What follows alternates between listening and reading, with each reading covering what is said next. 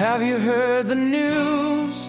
It's about a new podcast. Steve Valentine and magicians share secrets of their craft. So turn on your radio and crank up your stereo. For magicians only, magicians only. Check out magicians only. Learn secrets of the craft. Subscribe now. Hello and welcome to another episode of Magicians Only. Can I be honest? I missed you. I really, really missed you, and I'm so glad that you're here right now because you mean the world to me. And scene. Yes, that was acting. 101. No, just kidding. I did miss you, and I am glad that you're here. But this is kind of the theme of today's episode, is that of acting and magic in film and television. Mostly just the stuff I've done because it's a heck of a topic. Before we get into it, a couple of notes for the day. Magicians only. I just got back from Los Angeles, where I was working at the world-famous Magic Castle, doing 4 shows a night in the close-up gallery, my favorite room. You know, if it wasn't for the Magic Castle and the close-up gallery specifically, I don't think I'd be here. When I first moved to LA, I happened to move about half a block away from the Magic Castle, and I made a deal with the then host at the time that if at any point they were overflowing with customers and they needed extra shows, they would just page me. Yes, page me. Remember the pagers, and they would just page me and I would come up and do some extra shows. And so I ended up doing a lot of shows there over the years and getting a lot of work out of the Magic Castle. So I wouldn't have survived in Los Angeles if it wasn't for that place. So once a year, I always show up and I do my show and I love it. It used to be, now for those who don't know about the Magic Castle, it's this private club in Hollywood. It's this old kind of Victorian looking mansion house. It has all of these showrooms. There's a Palace of Mystery that holds about 120 odd people. There's another room that holds about 60 or 70 called the Parlor. There's a place called the Pella. There's all these places around these tables. Magicians from all over the world vie to perform there. It has an incredible 60-year history in the world of magic, with some of the greatest performers and greatest inventors of magic having performed and lived there. The close-up room holds about 30 people these days, but back in the day, pre-fire marshal, some people would say, we used to pack that room out with 60 people. Now, if you know the room, it's not very big at all, and used to be able to line people around the insides of the walls, and then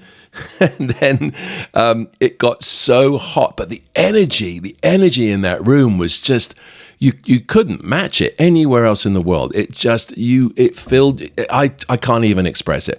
People would pass out in the middle of the show because it was so hot in there, or they were standing up in the back. And we would bring them out to the bar, get them some water, and then I'd go back in the room and I'd be like, oh, I feel so bad. And, the audience would be like, get on with the show. They didn't care. Hollywood. Magicians only. One of the things that happens a lot when you work at the Magic Castle is you get a lot of strangers sending you messages online asking you for tickets because you can't get in without a pass sent to you by a member. And what a lot of those people don't understand is that when a member gives a pass to the Magic Castle, that member is responsible for those guests. You're literally getting into the club, because it's a private club. You're literally getting into the club on that person's membership. And if you misbehave, that comes back on the member. So over the years, I've been kind of lax about giving out passes. And then just in the last couple of years, I would say there's been a few incidents where I've changed my mind. And I want you guys to understand, if you reach out to a magician online and they don't know who you are, don't be offended if they don't send you a pass. They need to be responsible. Let me tell you what happened last week, shall I? Okay, Steve, let's. Right, so I want you to picture I'm working in the close-up room and a friend of mine reaches out and says that their cousin, who's now living in LA and is in the business, in the industry, and really well behaved, that person wants to take a couple of friends up, one of whom is having a birthday. Now, I don't know these people. But my friend vouches for them and says, they promised to abide by the rules of the club, the dress code, no photographs, all of it, right? Okay. So they show up. They're absolutely lovely. One of them gives me a bottle of wine. However, they're not fully in dress code. All right. That's red flag number one. One of them doesn't have a jacket. So the girls at the front desk, who are amazing and lovely people and knew it was this person's birthday, didn't want to ruin their night, loaned them a jacket. Now, I would tell you that we do that occasionally at the Magic Castle. If someone shows up and they're missing a tie, if it's or they don't have a jacket, sometimes if we have something in the back that works, we will loan it to them for the evening, right? So they can go in and still have a great time. So they had a dinner reservation. They did everything the right way. So they loan this one person the jacket. They then come into the show and they have a great time in the show and they're lovely and they're grateful and they're welcoming. And then they go off into the castle to enjoy the night. And I am stuck in the close-up room doing all these amazing shows for fabulous audiences. Well, about 2/3 of the way through the evening, one of the hosts and also head of security pops his head in and says, "We need to have a word about your guests." That is not something that you want to hear when you're a member of the club. So he comes in, he sits down, and he explains to me that they've been causing a bit of a ruckus, taking their jackets off, getting their cameras out, taking photographs, being disruptive, and not good behavior. But he says, "I want you to look at this." And he pulls out the phone and shows me some security footage, because what people don't understand about the castle, and we kind of really implemented this a lot when I was on the board of directors of the place, because there's a lot of stairs and a lot of nooks and crannies. People would always fake injuries in order to sue the castle. Well, we have cameras everywhere. So, which is kind of ironic for a place that doesn't allow cameras inside or photographs. We like to keep the exclusivity of it, right, of the club. But yes, there are security cameras. And so it turned out that these guests of mine were sitting on a couch and had been told to put their jackets back on and stop taking pictures. And one of them took off the loaner jacket and ripped it up. Yeah, ripped it. I mean, you can actually see the tearing happening in the video. And you just kind of go, what? What were they thinking? Now, as if that, so the host says to me, like, "What do you want to do? They're your guests." I'm like, "I think we need to ask them to leave. I'm totally fine with you asking them to leave. I think that's not good behavior at all." So the security goes up and asks them to leave, in which case one of them, the birthday person specifically, refuses to leave. And so, which is astonishing to me. And here is where it really spirals out of control.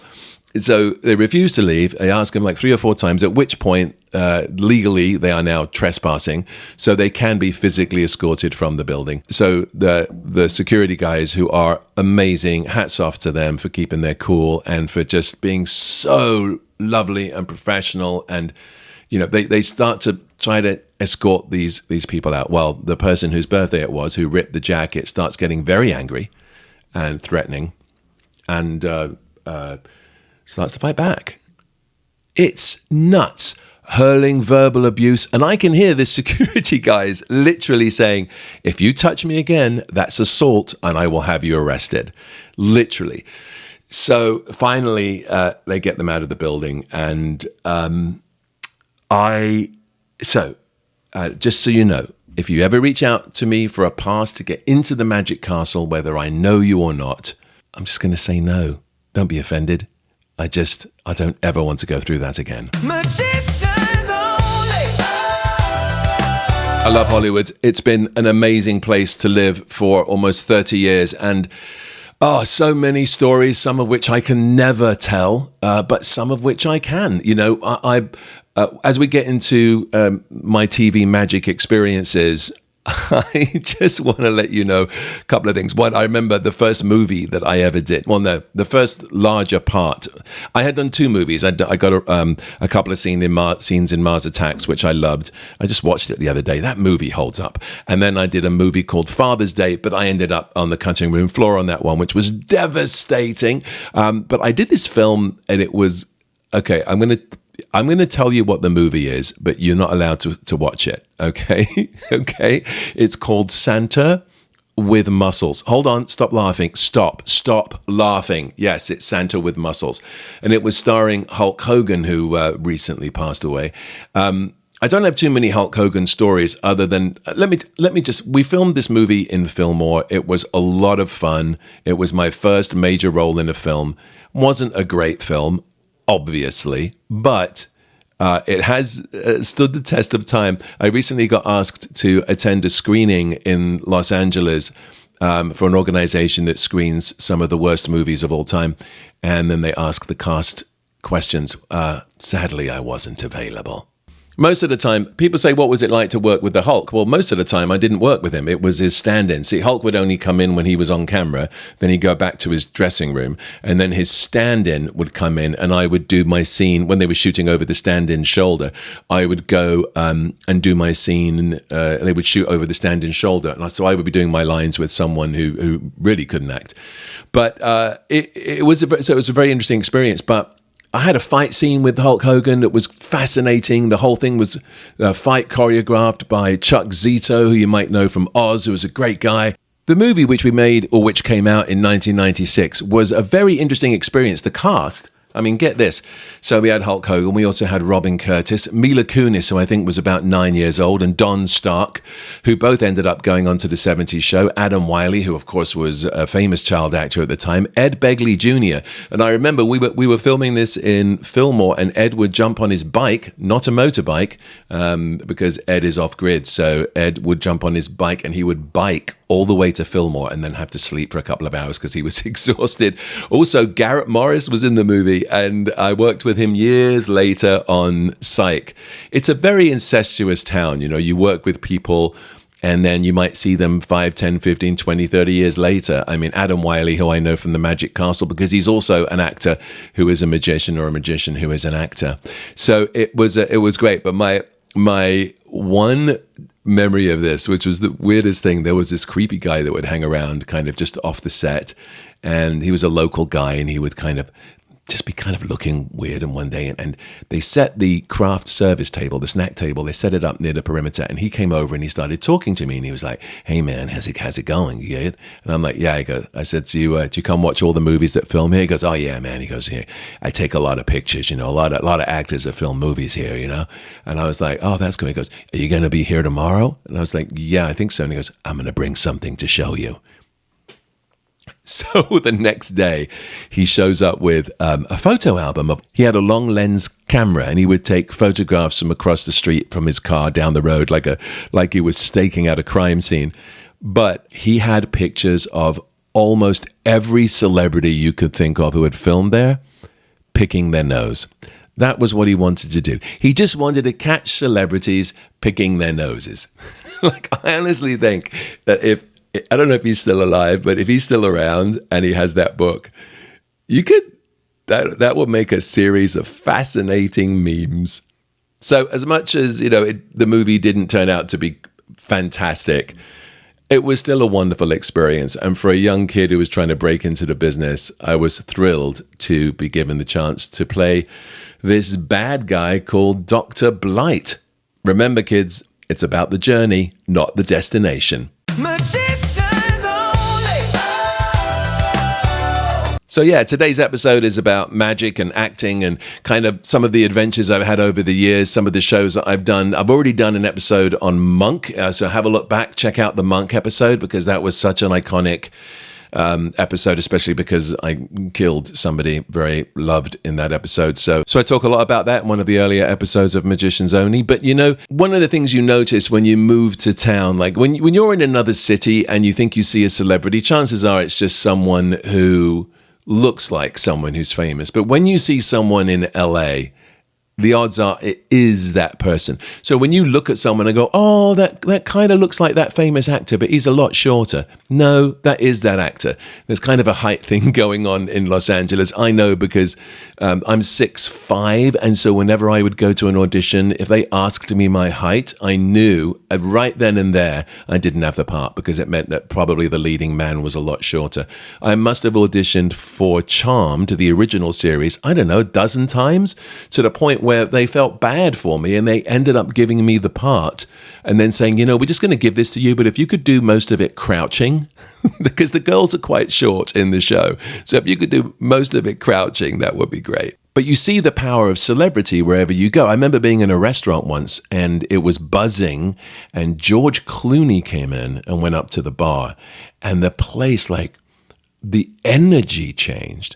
And I swear to you, the women, most of the women and some of the men wouldn't take their eyes off of him. He was sitting at the bar with a couple of friends and you just felt the power of celebrity.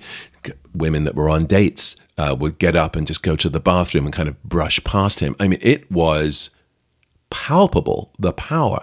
I got invited once to a poetry reading at Kevin Smith's house, the director, and he was raising money for a school, and so he'd invited all of his celebrity friends and all of their celebrity friends. Now, I didn't know Kevin, but he had a friend who had a friend who had a friend, and I got invited to this thing. I was quite happy to be there. It was quite a who's who, and I remember it was at Kevin's house, and everyone basically got up and did a piece of poetry or something. And I remember getting up and doing, I actually did a card trick, which was done to a poem. So it kind of was a combination of both things. But the top of the bill was going to be Johnny Rotten from the Sex Pistols, right? Now, I was a fan of his when I was younger, and I couldn't wait to meet him. And the evening's going on. He hasn't showed up yet. He hasn't showed up yet. Everyone's excited that Johnny Rotten's going to be there, and he's going to read the lyrics of his songs. So finally, he shows up. He doesn't seem particularly happy. But I went up to him and I introduced myself, and he kind of had this look, kind of feral look in his eyes, where you didn't know if he was going to have a chat with you or if he was going to punch you out. But I realized that is his image. His image is one of chaos. Like, you don't know at any point what he's going to do. It was brilliant. Talk about a man who understood his brand. So he then goes out and he reads the lyrics, and he, first of all, he rips into the audience because they're all parents of these kids, fairly wealthy parents who are raising money for this school. And he's ripping into them and they're loving it. And I'm standing there watching Johnny Rotten perform the lyrics of his songs to an audience of elite Hollywood people. And I think to myself, only in LA. Magicians only. Actually, I was going to do a whole bunch of different magic things, but I think what I want to focus on here is I want to focus on the episode of House, because I'm a massive fan, and I was at the time a massive fan of House, and I was also a huge fan of Hugh Laurie. I had met him years earlier. My friend Rob was directing him in the Stuart Little movies, and then also I'd bumped into him at an NBC function because, if I remember rightly, NBC Studios was producing House, if I remember rightly. So, and I remember seeing Hugh Laurie at this function, and I was like, I went over and I said hi, and I'm like, what are you doing here? And he said, we just did a pilot for a television show called House. It's like Sherlock Holmes medical thing. I don't know whether he thought it was going to go. I mean, we're talking about when you're an English actor, you grow up in a world where a television series and like a whole season is about 8 episodes, right? And maybe if you're lucky, you'll get 2 or 3 seasons, or as they call them in England, series of that show. And in America, one season is 20 or was 22 episodes. So I don't know if Hugh thought it was going to go, but he did a great job on the audition, and he got the part. And here he was getting ready to launch. Now, I didn't see him again until I think season 4 it was of House that I did. I'd met him at NBC because I was doing a TV series called Crossing Jordan, which now I should explain where I was. All right, so get this. So when I came to LA, I was doing magic and acting, and I had a problem. The problem was every time I went to an audition, I could often bump into someone who'd seen me do a show at the Magic Castle, or maybe I'd done their kid's bar mitzvah or birthday party, and they didn't take me seriously as an actor. Literally, the attitude would be, why are you here? We're looking for real actors. And I talk about this a lot in my one-man show, so I won't get into too much detail here. But something happened that just really brought it home for me, and I decided to quit magic and just focus on the acting. And I had done this for a while now. And in the process of quitting the magic and focusing just on the acting, I'd started to work. I'd actually had more, I don't know if it was an energy thing or what, but but I started to get bigger and bigger and bigger parts until I was doing a television series called Crossing Jordan. Started off as a guest star, as a recurring character. By episode 5, they invited me to become a series regular. And that went for 120 episodes, 6 seasons. It was amazing. And the thing was that I was so paranoid about magic that I refused to acknowledge that I'd ever done magic. Now, I know it sounds crazy, but it's just one of those things. First of all, I was doing so much magic for actors, celebrities, producers, directors. I was doing this Beverly Hills party circuit, and I was doing magic for the very people that I wanted to be. Do you know what I mean? It was like, and then I was doing it so much, I was happy to be working a lot as a magician, but I started to, have you ever done something that you love, but you've done it so much, you start to hate it? You know what I'm talking about. It got to the point where I had to quit. So here's my mentality, right? Is I'm doing Crossing Jordan. There was an episode, a magic episode, where they wanted to start off with Nigel doing a card trick. And I was so against it because there was a producer who'd come to set who said, I remember you used to do magic at like an Avi Lerner's holiday party or something. And I was like, no, that wasn't me. And he goes, yeah. And he even had my old business card. And I was like, no, that's another Steve Valentine. He's had mental issues. He's had to leave the country. I literally would not admit that I'd ever done magic. And but I guess this producer told the writers in the room. And so they write this one episode, and it starts off with Nigel doing a card trick. And I was so against it that I made sure the card trick was really bad and clumsy. And I apologize now to everybody. I should have just done it. But I just didn't want to do magic on television. So that's where my head was at that time. Now I get a call from my agent. You know the show House? Yes. There's a role of a magician. I'm like, I don't want to do it. And because a number of this had happened a few times, over the years. But it's House, and it's Hugh Laurie, and you should read the script. It's really good. I'm like, fine, I will read the script. At this point, Crossing Jordan had ended. And this is 2007. Do you guys remember 2007? Oh yeah. I think I had a Palm Trio. I think that was my phone at the time. So I read the script, and thing that really caught my eye, aside from the fact that it was actually really great. It was written by Sarah Hess and David Shaw, and the thing that really caught my eye was that the character dies in a Houdini water torture cell. Now, I love escapes. I've been doing them ever since I was a kid. In my old act, I still have it actually, I just can't fit in anymore, put on too much weight, but I had a straitjacket that I used to do a straitjacket escape with. I've had some adventures with that straitjacket. I was on stage once, and I was making fun of this soldier, and he didn't like it.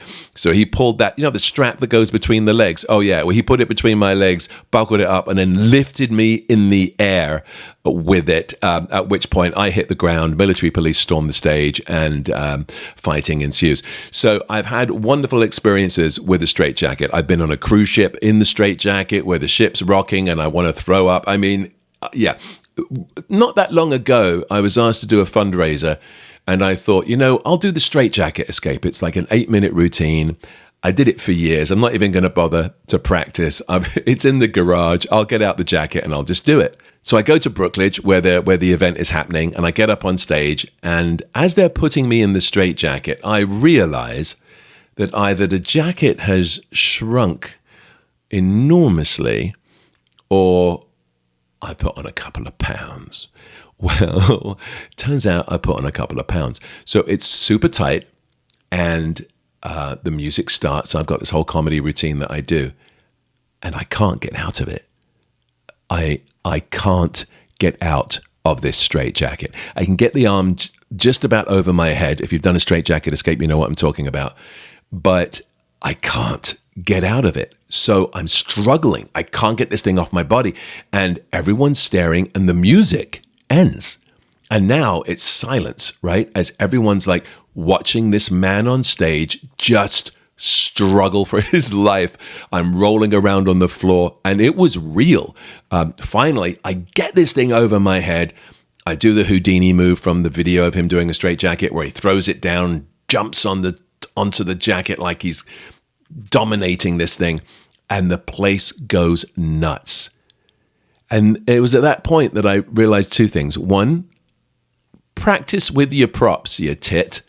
And two, I understand why Houdini would often take a long time to escape from something, because the tension that builds and the final release when you do, and there's something also I think an audience knows. They just know when you're faking it, and they know when you really, really are in trouble. So I love escapes. When I was a little kid, I got this book on rope ties and escapes that was written by Houdini, and I tried them all. One of the things I'd read about was his underwater escapes. So I thought, I'll just take one of these rope ties. I would get my brother or my friends to tie me up, and I would see if I can get out. I would use ridiculously soft magician's rope, which is not good for this kind of a thing. And so I remember being at home, the folks aren't there, and my brother and his friends wrap the 50 feet of rope all the way around me as I'm in a bathtub. And then they fill the bathtub with water, and the idea that I have to get out from underneath the water. And that was probably the closest except for the one time where I choked on a piece of meat, that's the closest I've ever come to dying. Because what I didn't realize was that when the rope gets wet, it doesn't slide, and it's even harder to get off. That was terrifying. I never did that again. In fact, and I read a story recently in a biography, A Lifetime in Magic by Percy Abbott. Percy Abbott was an Australian magician who... his biography is amazing. I mean, this guy was an absolute hustler, and you can learn so much. But he used to do these escapes, and there's a story that he tells in his biography. And before we go any further, I want to read this to you because I think he really encapsulates what I went through when I did my bathtub escape, which was nothing compared to what he's about to do. But let me find it here. Magicians only. But for those of you who think that magic is cheating, that there never is any danger, that we've all got it always under control, just no, we don't. Listen to this story by Percy Abbott. It's in the book A Lifetime in Magic, and this particular article is called My Last Escape Dive. My quest for business during this fiesta apparently was not completely satisfied, for another show closed and I gobbled up the space. I'd met several Filipino performers without work, namely a pair of midget boxers, a girl with a snake, and a strongman. This comprised another attraction for the space obtained, and that too made plenty of money, so work at the fiesta for me was a lucrative engagement. I paid well for the experience, however. As I stated earlier, in making the original deal for the space for the mermaid illusion, I had agreed to give in return a sensational stunt, which of course was my handcuffed dive, this time into the river. It was always part of my preparation when working this to take a dive into the water, check the depth, conditions at the bottom, etc. prior to the stunt. However, on this occasion, due to so many activities and interests, I'd failed to do this. The platform that was erected from which I was to make the dive was constructed of split bamboos, typically a native project. A split bamboo ran along the front edge of the platform, thus making it most difficult for me to retain my balance as I made the dive. I was heavily handcuffed at the wrists, and the feet were shackled together. Then a chain was fastened to the cuffed wrists, twisted around the body, and anchored solidly in the feet shackles. This left me in a stooped or crouched position when I was ready to dive. The rounded ledge did not make my descent any more graceful or precise. I struck the water and immediately sank down. Under some 15 feet of water, my feet touched not hard surface as I had anticipated, but slimy, oozy mud. Now, in an escape of this kind, there is a routine for freeing oneself, a routine carefully worked out, and, if successfully followed, leaves one within a minute free and ready to grasp the cuffs, shackles, and chains and rise to the surface. The overall time is not over 1 minute. When my feet struck this mud and started to sink, my mind flew to the possibility of the mud clogging the locks, which of course is exactly what happened. I forgot my routine, and with fear stabbing me, I worked frantically to make my escape in any way possible. By this time and panic were producing a feeling of near bursting in my lungs. I dropped the paraphernalia to sink forever into the mud of the river and began to fight my way to the surface of the water. I am quite certain that this all transpired in less than the usual time, but the rise to the surface had all the sensations of eternity. As I broke through the water at the top, a young American chap in the crowd had already thrown off his coat, ready to dive in to rescue me. I will only add here that the dive into the river at Lulu was my last ever handcuff dive. For magicians only. Magicians only. Check out magicians only. Learn secrets of the craft. And so, you see, it happens to the best of us. Wow. The thing with magic and escapes is that no matter how much you prepare, anything and everything can and probably will go wrong, which brings us to the episode of House. For magicians only. Magicians only. Check out magicians only. Learn secrets of the craft. Oh my God, I didn't realize that was the time. We've been doing this for 30 minutes already. I think we're going to have to continue this next week. Don't hate me because I'm evil. Don't hate the player, hate the play. Yes. So we will continue this conversation on TV and magic, and specifically House and a few other TV shows, on next week's episode, which will be episode 41. Oh my God, I can't believe we're at 41 episodes already. Listen, do me a huge favor. If you like the show, and even if you don't, can you spread the word for me? Can you share? Can you subscribe? Can you just let everyone know? Don't forget, the more you like, share, and subscribe, the better we are in the rankings at all of these podcast places, and the more we can do. Remember, Magicians Only is sponsored by Magic on the Go at magiconthego.com. It's really the best way to learn magic. You got to immerse yourself in it, you know? In my recent lecture, which I call Supercharged, the Supercharged lecture available on Magic on the Go, I was talking about how it's really dangerous to be the kind of magician who only knows 8 or 10 tricks and only knows one way of doing something, because anything can happen. There are so many things that can happen as a magician out there that are completely beyond our control. And you know, I think this goes to show in the story that I just read to you, the best laid plans, right? Anything can happen. So it doesn't matter. What if the wind picks up and blows your cards away? What if you break a gimmick? What if someone, and this happened recently, what if someone is doing a trick, or you're doing a trick, and some kid is looking up how it's done on YouTube? Do you have another way of doing it? Can you turn it around? This is why I truly believe Magic on the Go is so valuable, because there are so many methods for doing tricks on here. Having that knowledge will save your ass. Maybe you're used to doing something only one way with gimmicks, and then somebody hands you their shitty deck of cards and expects you to do the same trick. Can you? Can you pull it off? With the knowledge that Magic on the Go gives you, it will save your ass every time. So I highly recommend, go check it out. Magic on the Go, magiconthego.com. I love you all. I will see you next week. We will continue this conversation of magic and television, and specifically what happened on this episode of House.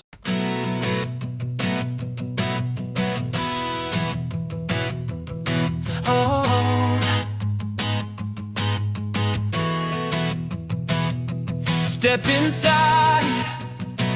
The curtains drawn, the secrets of magic go on and on.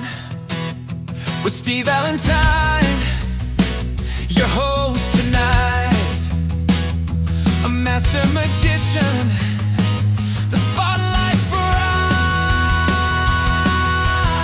It's not just tricks, it's the art we find, the laughs, the wisdom, the brilliant mind, history, mystery, legends untold, stories of magic, both new and old. Magicians only.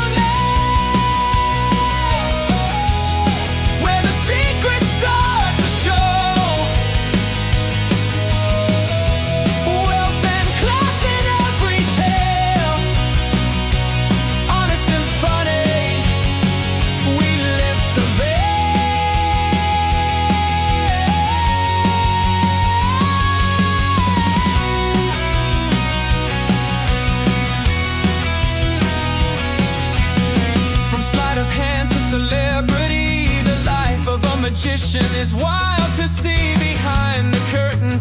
The truth is clear, the craft, the passion, it's alright.